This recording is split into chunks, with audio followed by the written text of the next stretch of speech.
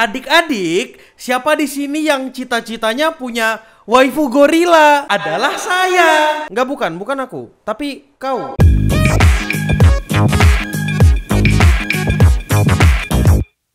Halo gamers para wibu denial, selamat datang lagi bersama gua host yang paling kalian cintai, Admin Yambi. Dan selamat datang di acara Wibu Lokal. Acara akan membahas anime, manga, dan jejepangan lainnya. Jadi hari ini aku mau bicarakan anime isekai karena lagi pengen aja gitu, makanya aku isekai lagi kan. Aku pengen ngomongin isekai yang dimana karakter utamanya dibully, terus dia jadi siap bang jago, terus ada emot batu belakangnya gitu. Dan inilah dia Shinkanomi. Anime ini bercerita tentang seorang yang bernama Seiichi, di mana dia ini adalah seorang pecundang yang kebetulan gendut dan kebetulan juga dia bau, dan juga kebetulan juga lagi dia dibully sama teman kelasnya. Apakah anime ini mengingatkan sesuatu? Mengingatkan dirimu? Kemungkinan itu. Saking menjijikkannya Seiichi, seperti kau, teman-temannya tuh nggak ada yang mau dekat dengan dia. Namun pada suatu hari di sekolahnya itu ada kejadian aneh, yang dimana kejadian aneh itu adalah mereka di sekolah disuruh membuat kelompok, tapi sayangnya nggak ada yang mau sekelompok dengan Seiichi. Dan sayangnya lagi, saat mereka membuat kelompok, mereka terlempar ke isekai. Dan isekai sekolah, aku ingat sama anime apa gitu. Animenya jelek. Oh ya, Arifureta. Ya itu Arifureta. Pada saat itu karena game masternya kasihan dengan Seiichi yang sendirian gak punya kelompok, jadi game masternya memberikan kekuatan ke Seiichi, yang dimana kekuatannya itu nggak jelas dan aku nggak tahu apa kekuatannya. Seperti aku nggak tahu kenapa kau belum beli baju Wibu Lokal. Kau bisa beli itu di bit.ly/tokocs. Singkat cerita, akhirnya si Seiichi ini dikirim ke isekai, dikirim entah gimana caranya, tapi tahu-tahu dia ada di isekai. Dan di sana dia tersesat dan kelaparan. Jadi dia memakan buah, yang kebetulan buah yang dia makan adalah sebuah buah yang membuatnya berevolusi. Yang dimana ketika dia makan buah itu, dia berevolusi dan dia bisa jadi kurus dan jadi powerful dan jadi ganteng. Itu kan buah yang kau harapkan kan? Tapi sayangnya buah itu nggak ada di bumi ini. Kalau kau kira buah naga itu bisa ngasih kau kekuatan, kau salah. Buah naga itu cuma namanya doang buah naga, tapi nggak ada kekuatan naganya. Karena pada saat itu Seiichi kelaparan, jadi ya pada saat itu dia ketemu 10 buah apa 9 buah.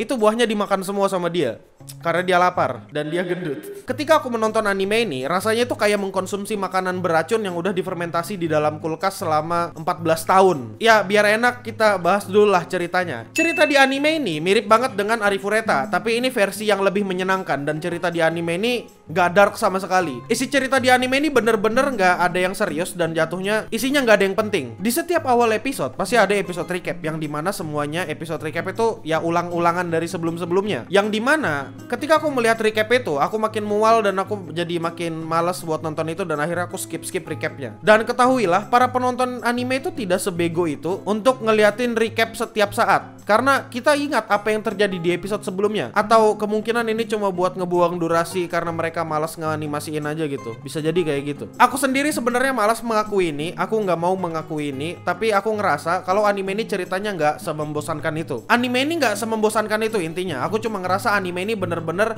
cuma buat ditonton terus ditinggal tidur. Jadi posisinya kayak gini, aku ngangkat HP ku, play itu video, play itu anime, ku taruh di atas kasur dan aku tidur. Dan ujung-ujungnya anime ini bakal ku bawa tidur dan ku lupakan. Untuk anime ini, aku nggak penasaran sama sekali dengan apa yang terjadi dengan ekspresi teman-temannya Seiichi nanti ketika mereka ketemu dengan Seiichi yang sekarang dia kurus dan punya kekuatan sakti, dan juga dia punya harem. Itu yang melengkapkan semuanya. Dan juga aku nggak begitu penasaran dengan apa yang dilakukan Seiichi di perjalanannya, atau bagaimana petualangannya Seiichi. Dari awal episode itu udah menceritakan kalau Seiichi akan menjadi overpower dalam waktu dekat. Kau bisa lihat contohnya, dia bisa ngalahkan undead, dia bisa ngalahkan naga. Caranya dia mendapatkan skill juga instan, tinggal baca buku dapat skill, dan dia bisa ingat semua isi bukunya itu. Karena kekuatannya Seiichi terlalu banyak, aku jadi nggak peduli dengan petualangannya Seiichi dan bagaimana perkembangan karakternya Seiichi, karena semuanya di abuse dari awal. Ya bagaimanapun dia mau tidur pun dapat kekuatan. Tukang tidur handal gitu. Mau dia nganggur, pengangguran handal. Ya dia bisa melakukan apapun dan dapat skill itulah intinya. Jadi aku nggak peduli dengan perjalanannya dan apapun yang terjadi dengan anime itu. Dan juga awalnya aku berpikir karena di awal cerita anime ini nggak begitu dark, aku jadi mengharapkan komedi di anime ini. Tapi sayangnya aku nggak begitu mendapatkan komedi yang berarti di anime ini. Itu yang aku sangat-sangat sayangkan. Setiap aku ngedengar lawakan di anime ini, atau setiap aku melihat jokes di anime ini, aku nggak tahu kenapa air putih yang kuminum itu rasanya kayak air karburator. Itu dampak yang ditimbulkan sama anime ini kepada mentalku. Komedinya sama sekali nggak berasa.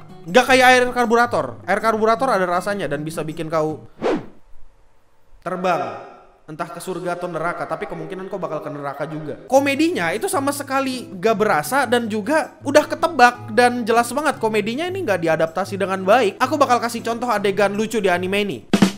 Gak ada adegan lucu di anime ini. Yang lucu itu anime ini sendiri. Kenapa pada awal ini dibuat gitu? Itu sudah jadi jokes tersendiri. Jokesnya itu kayak kau nggak beli baju wibu lokal di bit.ly/toko CS, kau bisa beli di sana. Kalau mencari jokes di anime ini itu diibaratkan atau disamakan dengan menahan nafas, aku yakin sudah jelas kau pasti akan masuk rumah sakit atau bahkan rumah duka. Karena bener-bener gak ada yang lucu di anime ini. Jokes tsundere, jokes menikahi gorila, jokes punya istri dan punya pacar di saat bersamaan, jokes salah paham berujung keseruan dalam rumah tangga atau KDRT. Aku gak ketawa dan aku heran apa yang lucu dari itu. Sumpah gak ada yang lucu dari anime ini kecuali anime ini itu sendiri. Dan alasannya kenapa dia diproduksi. Menemukan jokes yang lucu di anime ini itu bagaikan menemukan berlian, dan kebetulan aku ketemu salah satunya. Jadi kayaknya kau nggak mungkin masuk rumah sakit karena nahan nafas tadi. Aku pada saat itu ketawa waktu di episode 7. Bukan karena animenya lucu, tapi karena tiba-tiba aku ingat Uma Musume aja gitu. Di Uma Musume ada kuda, ada judi kuda. Di anime ini ada kedelai, ada keledai. Bukan kedelai. Uma Musume judi kuda. Ini judi juga, tapi nggak pakai kuda gitu. Ada yang pakai naga, ada yang pakai beruang mungkin, ada yang pakai keledai. Yang dimana aku tiba-tiba ingat Uma Musume aja gitu. Hashire Uma Musume. Biar ku ceritakan secara singkat apa yang terjadi di episode 7 itu. Di episode 7 itu Seiichi mencari tunggangan dan akhirnya dia terlibat dengan balapan. Seiichi nggak pakai tunggangan naga atau nggak pakai tunggangan kuda. Di sana dia pakai keledai. Yang nantinya keledai itu berubah jadi waifu. Ya, ini bener-bener Uma Musume. Terus yang lucu lagi itu ada beli baju wibu lokal. Itu lucu banget tuh. Apalagi pas dipotong kayak gini kan. Kau bisa beli di bit.ly/toko CS kalau kau mau. Ini bagus bajunya. Selanjutnya kita ke karakter. Untuk karakter di anime ini aku bener-bener nggak suka sama sekali dengan semua karakter di anime ini. Kalau kau pernah ngasih makan kucing, terus kucing itu ngikutin kau sampai rumahmu, itu bukan cuma terjadi di dunia nyata, tapi di anime ini juga kayak begitu. Aku nggak ngerasa kalau semua karakter di anime ini punya motif yang cukup kuat untuk hidup dengan main karakternya atau hidup bareng dengan si Seiichi dan ngikutin Seiichi kayak kucing yang baru dikasih makan. Mereka semua kebetulan ketemu dan dalam waktu yang singkat semuanya jatuh hati dan terpukau dengan Seiichi. Dan yang kebetulan Seiichi yang menyelamatkan atau mengendalikan situasi pada dasarnya. Aku nggak ngerasa ada development karakter yang berarti banget dengan adegan Saria yang ditusuk di episode 2. Terus akhirnya dia diselamatkan Seiichi dan akhirnya Seiichi jatuh hati dengan gorila gitu. Aku nggak ngerasa ada sesuatu yang berarti di anime ini. Semuanya jatuh cinta dan semuanya kerasa kayak cerita romance yang murah dan gak bikin orang kayak aku investasi hati gitu. Keunikan dari karakter di anime ini adalah ternyata cewek secakap Saria itu gorila. Itu hampir lucu, tapi aku nggak ketawa sama sekali dan itu doang yang unik. Ada cewek cakep jadi gorila. Dan juga yang unik di sini tuh ada cewek yang bernama Lulune. Dia adalah cewek yang mau masuk ke dalam game atau anime Uma Musume. Tapi sayangnya dia gagal audisi karena dia keledai, bukan kuda. Jadi dia masuk anime ini. Percaya sama aku. Lulune itu cuma keledai. Dia nggak pantas buat masuk Uma Musume. Jadi ini saking nggak ada yang berarti di anime ini aku sampai ngomong kayak gini dan aku ngezoom kamera aku manual. Kesimpulannya aku nggak ngerasa anime ini adalah anime yang spesial.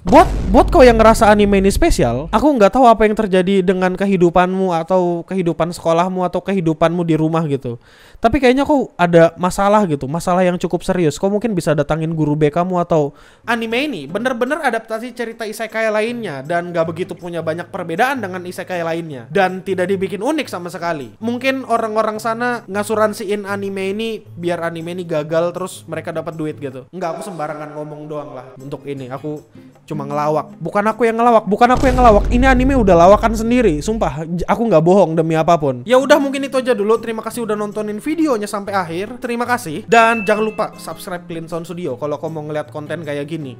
Dan jangan lupa juga komen di bawah, Bang, Last Wolf Facebook handal gitu. Dan kau juga bisa subscribe Clean Sound Live kalau kau mau ngelihat aku marah-marah. Kau subscribe Clean Sound Live, kau nyalakan lonceng notifikasinya karena di sana aku live. Dan kau bisa follow Instagramku juga di @admin_yami kalau kau mau ngelihat info tentang aku lebih cepat. Dan juga kalau kau mau ngefollow editorku, kau follow aja itu editorku, cari aja Instagramnya. Dan jangan lupa DM dia, Bang, Last Wolf Facebook handal. Terima kasih sudah support para Indo Gamers. Terima kasih udah nonton videonya sampai habis. Stay clean and sound.